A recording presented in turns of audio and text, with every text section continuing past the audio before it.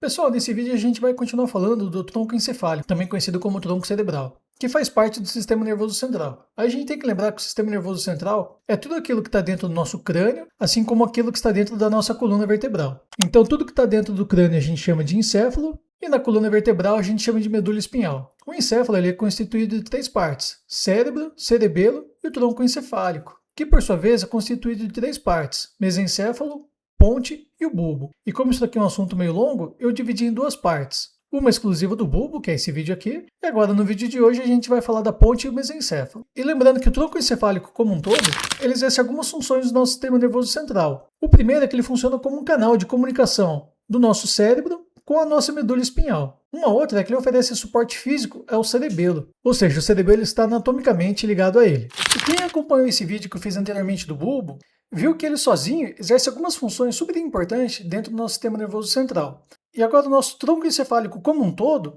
ele desempenha uma das funções mais importantes e mais primitivas do nosso sistema nervoso central, que é o controle do ciclo sono-vigília, ou seja, o momento que nós estamos acordados.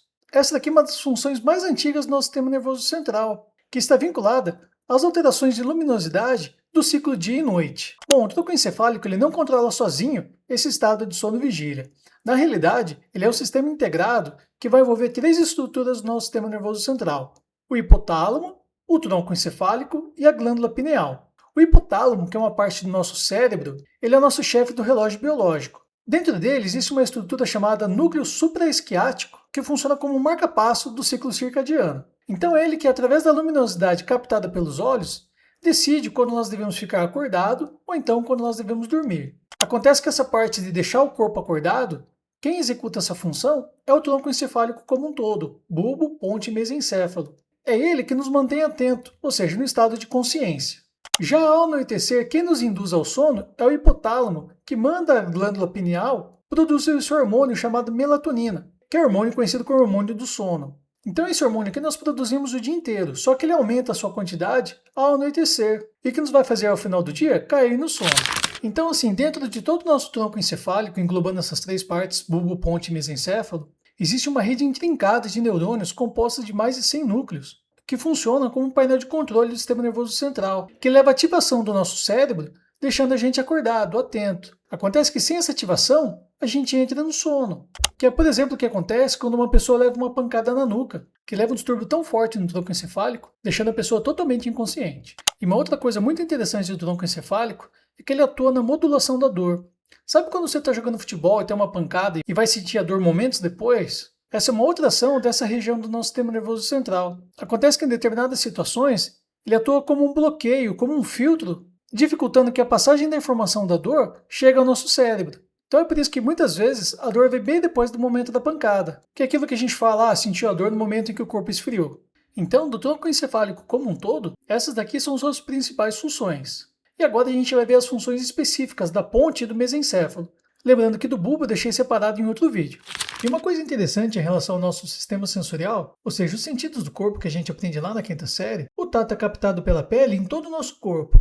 Agora os outros 4 sentidos, eles possuem uma estrutura especializada presente na nossa cabeça, como por exemplo a visão, que é exclusiva do olho, o olfato do nariz, a audição do ouvido e a gustação na língua. Então essas estruturas presentes na nossa cabeça, elas apenas captam a informação que vão ser levadas ao cérebro através de nervos para que ele processe essa informação e a gente tenha então a tradução daquilo que o nosso corpo está percebendo do lado de fora. E nós temos regiões específicas do cérebro que trabalham individualmente com esses sentidos. Acontece que tanto a visão como o olfato, essas informações são levadas ao cérebro diretamente por nervos cerebrais. Ou seja, a informação é levada diretamente do olho até o cérebro, assim como do nosso nariz até o cérebro. Já a audição e a gustação, elas passam inicialmente pelo tronco encefálico. Então essas informações são captadas do ouvido e também da língua e levadas por nervos até o tronco encefálico, que por sua vez distribui essas informações ao nosso cérebro.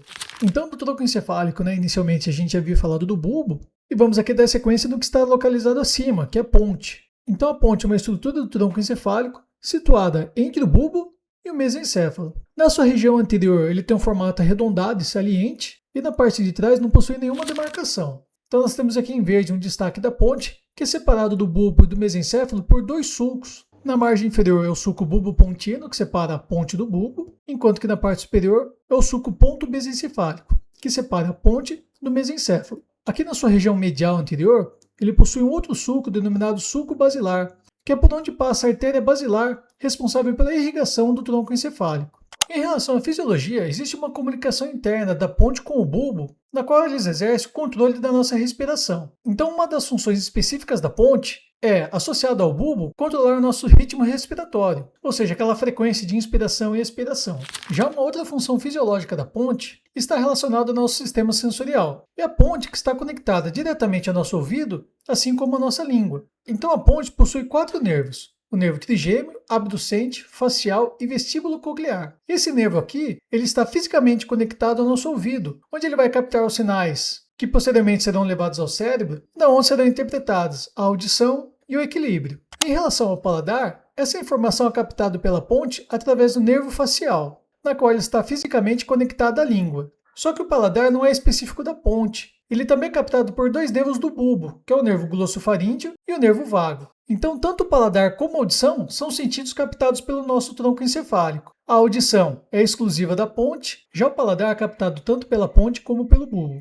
Então, dando uma aprofundada nos nervos da ponte, ela possui esses 4, numerados de 5 até 8. Então, deles, o nervo vestíbulo coclear tem uma função auditiva, enquanto que o facial tem uma função gustativa. E o facial, junto com esses 2 outros nervos, eles têm uma função motora, pois estão conectados a músculos da nossa face. Então, nós temos aqui o nervo vestíbulo coclear. Ele recebe esse nome porque está conectado a 2 estruturas do nosso ouvido interno, que é o vestíbulo e a cóclea. O vestíbulo está destacado em verde aqui nessa figura, é de onde saem as informações para o nosso equilíbrio. E a cóclea é essa estrutura semelhante a um caracol. A cóclea é de onde saem as informações para a nossa audição, e a informação vinculada ao equilíbrio, ela é trabalhada por 3 partes do nosso sistema nervoso central: a ponte, o cérebro e o cerebelo. Aí no que compete ao cérebro e cerebelo, eu falo em outro vídeo. Em relação aos outros nervos, o facial é o que está mais amplamente distribuído na nossa face. Ele está relacionado às nossas expressões faciais, como sorrir, franzir a testa, e também está conectado às 2 glândulas que nós temos na nossa face: a glândula salivar, que é da língua, e a glândula lacrimal, que é do olho. Então esse nervo facial ele é bastante amplo, possuindo 5 ramos. Aquele que irriga a testa é chamado de temporal, o que irriga a nossa maçã do rosto é o zigomático, aí na nossa boca nós temos os ramos bucal e mandibular, além de irrigar também o nosso pescoço, que é o ramo cervical. E aí o que tem de legal para falar do nervo facial é que, uma vez sendo ele que controla os nossos músculos da testa, e quando a gente vai ficando velho, vai aparecendo as rugas. Então, quando você vai no pessoal da estética aplicar botox na testa, é esse nervo que está sendo parcialmente paralisado. Aí você consegue fazer careta sem mexer os músculos da testa. Dessa forma, então, suavizando as suas marcas de velhice. E outra coisa interessante também é a paralisia de Bell. Não sei se alguém aqui já teve. É uma situação na qual a pessoa fica com um lado do rosto paralisado, então ficando com a cara meio caída. Essa paralisia de Bell ela está relacionada a um vírus do grupo da herpes, que consegue inflamar esse nervo, impedindo seu correto funcionamento. Por isso que a pessoa fica com a cara caída. Mas sempre de um lado, tá? E um outro nervo bastante famoso presente na ponte é o trigêmeo, na qual ele sai da ponte e possui 3 ramificações, que vão irrigar também boa parte da nossa face, atuando em conjunto com o nervo facial. O que é legal de falar desse nervo aqui é em relação à herpes labial, que é uma outra doença viral causada por um outro vírus do grupo das herpes. A herpes labial ela é caracterizada por essas feridas que estouram na boca, que são bastante dolorosas e demoram para cicatrizar. Aí o funcionamento dessa herpes é bastante interessante. Acontece que o nosso sistema imunológico ele nunca consegue se ver livre desse vírus. Isso acontece porque esse vírus fica alojado na base do nervo trigêmeo. Quando nós temos um caso de herpes labial, ele percorre o nervo trigêmeo até o nosso lábio superior ou inferior, estourando essas feridas no nosso lábio. Então, após o surgimento dessas feridas, de 1 a 2 semanas, o nosso sistema imunológico consegue combater esse vírus, só que eles não conseguem eliminá-lo. Então, o vírus se torna a base do nervo trigêmeo, na qual ele vai ficar escondido ali do sistema imunológico. É por isso que ele não consegue ser eliminado. Então, de tempos em tempos, a herpes labial acontece. Geralmente quando você tem alguma coisa importante para fazer, né? Sei lá, um carnaval ou então um casamento, alguma coisa interessante. Bom, a herpes labial ela não oferece risco nenhum, apenas essa ferida feia aqui, né? Só que no caso de bebês, gente, essa herpes ela pode ser bastante agressiva, não ficando retida apenas uma bolinha no lábio. Ela pode se alastrar por grandes extensões da face do bebê, causando intenso incômodo. Então a dica que eu passo para vocês, se forem visitar um bebê, né, de algum amigo, tal, um parente, enquanto ele for pequenininho, o negócio é apenas vê-lo de longe, nada de ficar dando beijo, porque daí você pode passar herpes para ele. Então é ideal não ter nenhum contato físico com o bebê, apenas dar um tchauzinho. Deixa essa parte de contato físico apenas para os pais.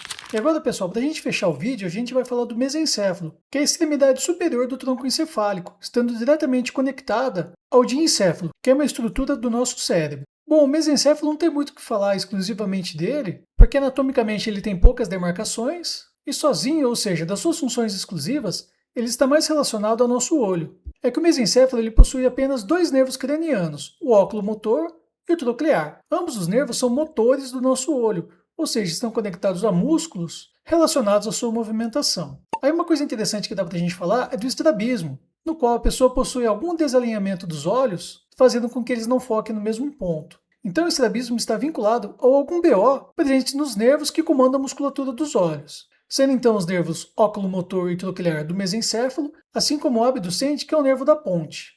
Então é o conjunto desses três nervos que estão relacionados à mobilidade dos nossos olhos. Existem diversos tipos de estrabismo, na qual o olho com um problema pode estar voltado à região central da nossa cabeça, ou então tendo um desvio lateral, assim como podendo ter desvios tanto para cima como para baixo. E para a gente fechar, uma coisa que é interessante e exclusiva do mesencéfalo são os reflexos pupilares e acomodação visual. O reflexo pupilar está relacionado com a entrada de luz na pupila. Então, quando nós estamos num ambiente com alta luminosidade, a pupila fecha, ou então no inverso, um ambiente com baixa luminosidade, a pupila dilata. Esse fechamento e abertura da pupila, quem comanda de forma automática é o nosso mesencéfalo. Nessa parte, então, fazendo parte do sistema nervoso autônomo.